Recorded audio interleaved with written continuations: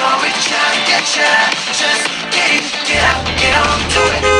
揾啊細路。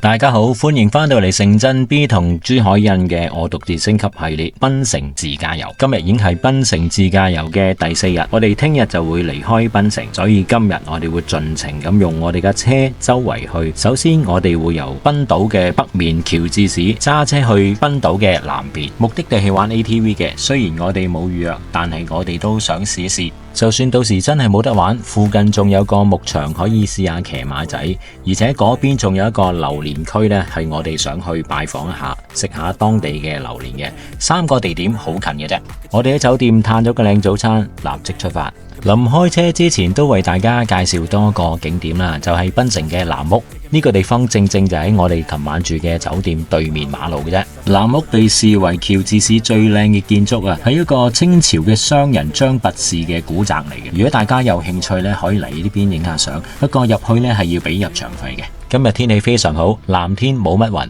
我哋而家要揸嘅路呢，大部分都係山路嚟嘅，車程約莫係50分鐘到啦。即係話呢，我又有機會解鎖一個新嘅成就啦。而家我哋行山路好多啲 S 位啊，自己刺激嘅喎，有單車嗰啲。我哋都刺激啦，講單車。我哋啲第一次爭呢啲路啊，扭唔到啊呢啲咧。好靚喎呢度，呢啲位幾哇嚇，好靚。慢啲啊，我係時候你驚啊，超勁喎！係咁扭，係咁扭。扭咁快啦，啲快啲，扭多次。我扭到懷疑人生啊，扭下扭到。揸呢段山路嘅時候，喺倒後鏡裏邊發現有部當地嘅車一路咁啄住我唔放啊！竟然夠膽睇小我城鎮 B。經過一番神之操作，呢架車最終消失咗喺我倒後鏡裏邊。Nice， 因為佢最終忍唔住爬咗頭喺我前面。我哋好彩啊！我哋琴日 book 唔到，咁結果而家嚟到就即刻可以玩。咁180蚊就2個人嘅價錢，就係坐部車嘅。開車前教練會同我哋講解下呢部車點樣操作嘅。呢種 ATV 我哋之前都玩過嘅，上次玩嘅時候係各自一部車嘅。珠海人仲炒埋車，要工作人員幫佢掹翻架車出嚟嘅。我尋晚如果揸 GTR 佬，我使炒。咁今次我哋2個部車啦，就先由我開始試試部車嘅性能 O 唔 OK 先。教練都好貼心啊，每開一段路呢，佢就會落嚟幫我哋影下相嘅。確認部車嘅操作冇問題之後呢，我就將呢個軚盤交咗俾珠海印啦。因為其實今次珠海印係攞咗國際駕駛執照嘅，但係好在出發前呢，將執照仲未寄到去俾佢，否則我哋都未必可以咁齊整咁翻嚟香港嘅。為咗舒緩佢滿心期待嘅揸車慾望，所以今次就用呢部 ATV 去滿足一下佢啦。我會唔會太睇小珠海印啊？我就非常熟悉佢嘅。嗱，簡單講啦，好人好姐頂頭盔點會戴成咁嘅？我話佢係正常人，你哋信唔信呢？我不甘於平凡。如果一大班人一齊玩呢，氣氛就會好好多。你諗下，成條車龍幾有氣勢。而家得我哋2部車呢，就略嫌真係爭咗少少。不過如果對冇揸開車嘅女仔嚟講呢，呢個體驗我諗都幾有趣，幾刺激嘅。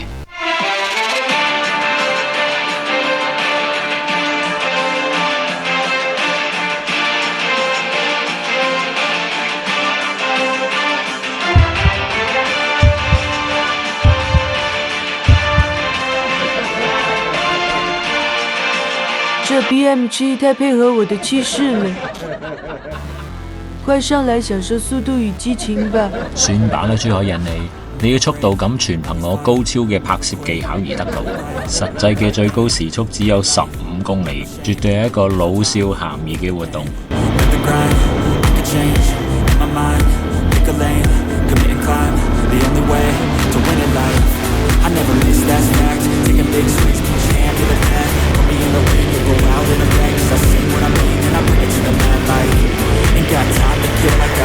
好唔好玩啊，細路仔？我係咪揸得好好啊？好到飛起添啦！我差啲瞓着咗咁就係，你話我想唔知幾好咧？我哋啱啱就喺呢度玩完嚟噶啦，都好玩啊！今日仲係我哋即嚟就即刻玩就冇，因為冇人玩啊！今日竟然星期日，真係神奇啊！又有趣事發生啦！發現咧唔見咗部航拍機，即係部 Flip 咧。回想翻咧，就我哋今朝食早餐咧，食完早餐我就冇攞走，咁而家就聯絡緊酒店，咁佢哋可能應該會幫我哋收起嗰部嘢，但係我哋都俾人知道，我哋知道部機係留咗喺酒店嗰度。嚟到呢度咧冇榴蓮啊，原來季節性㗎。而家人哋幫緊我哋揾邊度仲有榴蓮啊 Georgetown。你哋好想食，我哋當地嘅咧係需要5、6月咯。即係孤陋寡聞啊，講馬老師。我哋啱啱嚟到食榴蓮都好出名嘅地方咧，即係店主啦就話俾我哋聽啦，而家冇榴蓮㗎啦。檳城其實我哋係咪檳城榴蓮就唔重要嘅，因為我哋都唔知檳城有出產榴蓮嘅，我哋淨係想食榴蓮。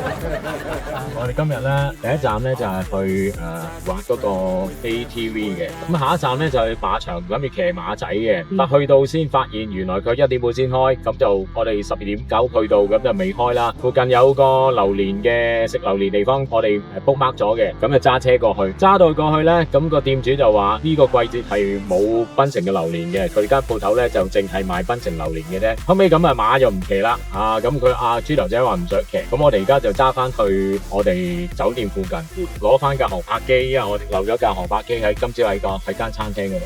換言之，即係今朝我哋揸咗1個鐘頭車去南邊咧，只係玩咗 ATV 一樣嘢，又要揸翻1個鐘頭車翻酒店攞翻航拍機，先再去其他地方。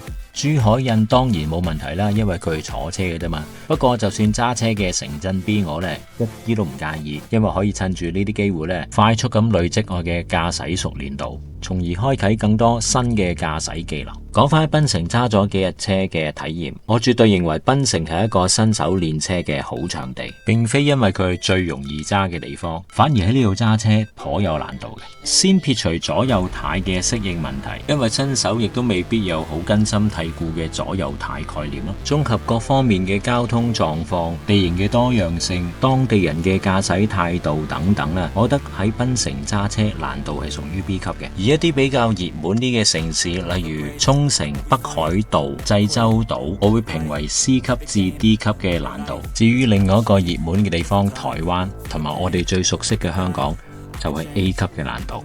作為超新手，點解我都推薦喺檳城練車呢？首先佢難度唔太高，而且有各種唔同嘅路面俾大家去嘗試。呢度有好繁忙嘅城市道路，好開闊嘅高速公路，你會上大橋、入隧道、上山落山、過收費站、喺街邊揾位泊車等等，應有盡有。有檳城當地嘅觀眾同我講，如果我喺檳城揸車係揸得掂嘅話呢，全世界7成嘅地方我都可以應付到噶啦。另一個推薦喺檳城練車嘅原因呢，就係呢度好平，無論有錢租車，以至住宿同埋飲食都係。唔知各位有自駕遊經驗嘅師兄師姐喺呢方面有啲咩意見呢？歡迎留言討論下。好啦，講下，我哋差唔多嚟到我哋嘅目的地啦。我哋而家揾緊位泊車，一陣間我哋就會去檳城嘅鬼怪屋。Hello， 檳城其中一個麻煩地方就喺街揾位泊車，呢度就係檳城鬼怪屋啦。入場券係大概70蚊港幣一個成年人。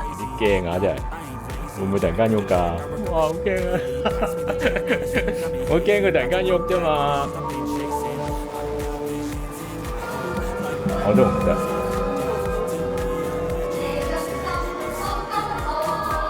OK。哇！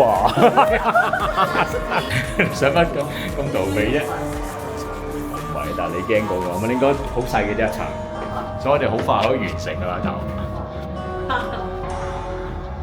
游出嚟，嗱，玩完㗎啦，我哋大概行咗都唔夠10分鐘。呢度最恐怖咧就係佢，係佢出嚟嗰刻我哋最驚嘅，跟住全部係搞笑嘅啫。嚟唔嚟自己大家諗啦。我就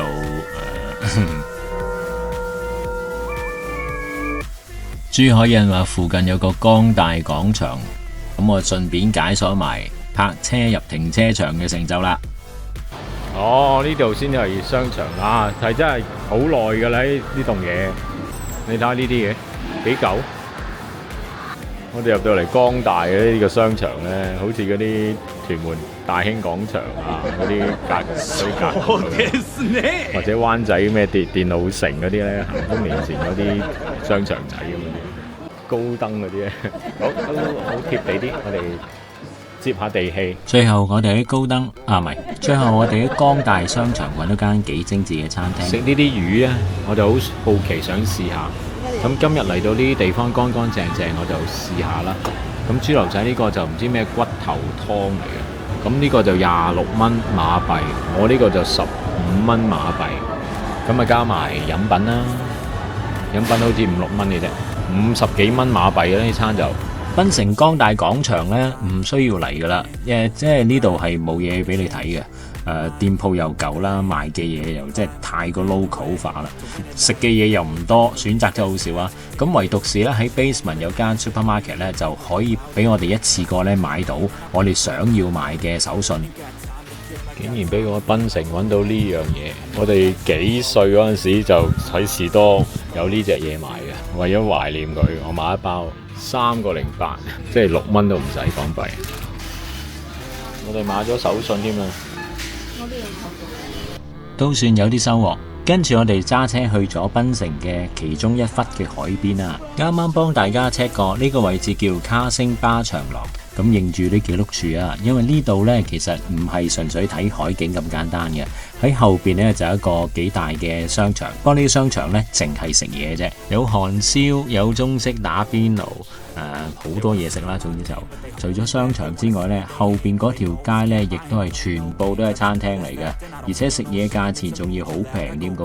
哎呀，真係冇口福啦！我哋頭先喺江大已經食飽咗，我哋食唔到啦，大家有機會都嚟呢邊試下。我將失而復得嘅 Flip 放上天空，就用佢嘅眼睛帶大家欣賞下呢邊嘅風景啊！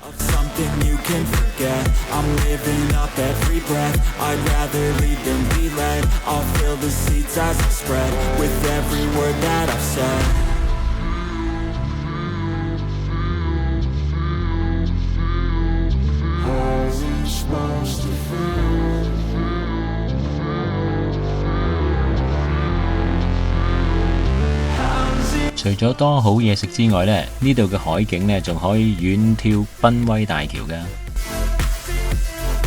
咦，嚟咗咁多日，終於發現一個起步點仲低過我嘅車手，加油啊！你得㗎。真的嗎？梗係唔係啦。睇車啊！喺啲繁忙地區呢，你見到個停車場可以俾你泊到呢，你即係便泊入停車場好過。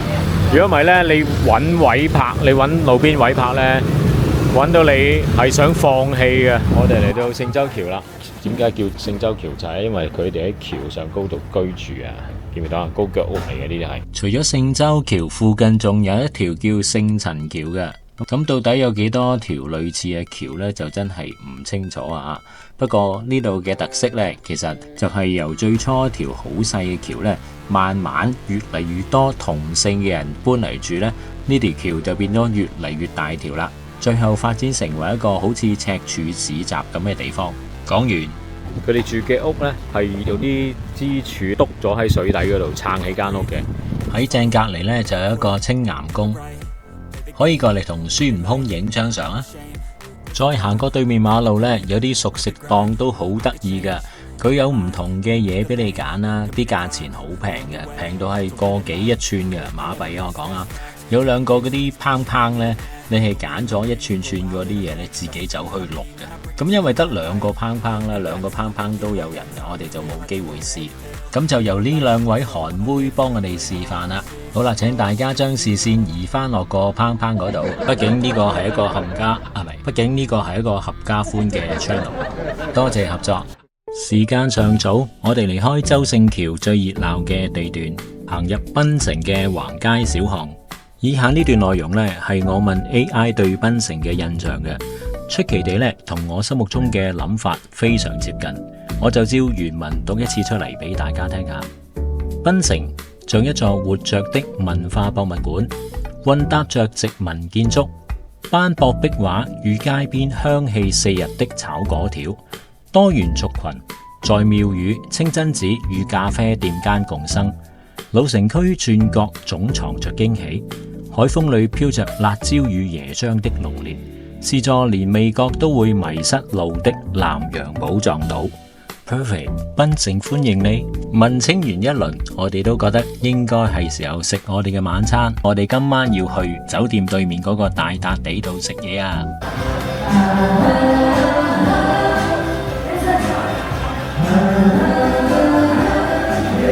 我哋絕對係因為呢度熱鬧嘅氣氛選擇嚟呢度食嘅，而且咧，琴晚我哋都喺度買咗燒雞翼嚟做宵夜嘅，覺得味道都唔錯。所有馬來西亞地道嘅食物你都可以食得到，好似今次咁啦，我哋分別嗌咗雞同埋傳統嘅肉骨茶，加埋一個煎蠔餅，好味又滿足。食完呢個晚餐呢，已經11點幾啦。送咗朱海印返酒店之後，我自己揸車去咗海邊，目的係想試下 Flip 嘅夜景模式嘅，可惜就揾唔到適合嘅地點起飛。呢個 White House 啊，聽豬頭仔講話咩國會嗰啲呢？咁前面就係嗰棵我哋話阿凡達嘅樹，我而家過去影一影。不枉此行啊，真係好靚啊！呢個地點我哋其實揸車經過幾次噶啦，但係幾次都停唔到車啦，有啲遺憾啊！今次的起心肝，特登揸車走出嚟拍。美中不足嘅係因為朱海印急住返去酒店大便而嚟唔到，唯有用我大師級嘅 P 圖水準將朱海印 P 埋上去啦。大家睇係咪栩栩如生呢？效果真係自然到我都記錯咗佢當時係在場嘅。嗱，睇多次啊！剛剛還在大便，怎突然在戶外了？好啦，我獨自升級4日4夜嘅檳城自駕之旅呢就要結束啦。聽日呢，我哋就會離開檳城，未返香港住噶。聽日我哋會搭車去吉隆坡，展開一個3日3夜吉隆坡探索之旅。我哋仲會開箱一部由檳城直接去吉隆坡嘅旅遊巴，設備都相當豪華下噶。大家離開前請點讚、留言支持、分享影片。未訂閱嘅請訂閱我嘅頻道，多謝晒。我哋聽日吉隆坡見啦，拜拜。Track after track, I work on the shit daily. Pass me the jack, right as fuel, got me hazy. About to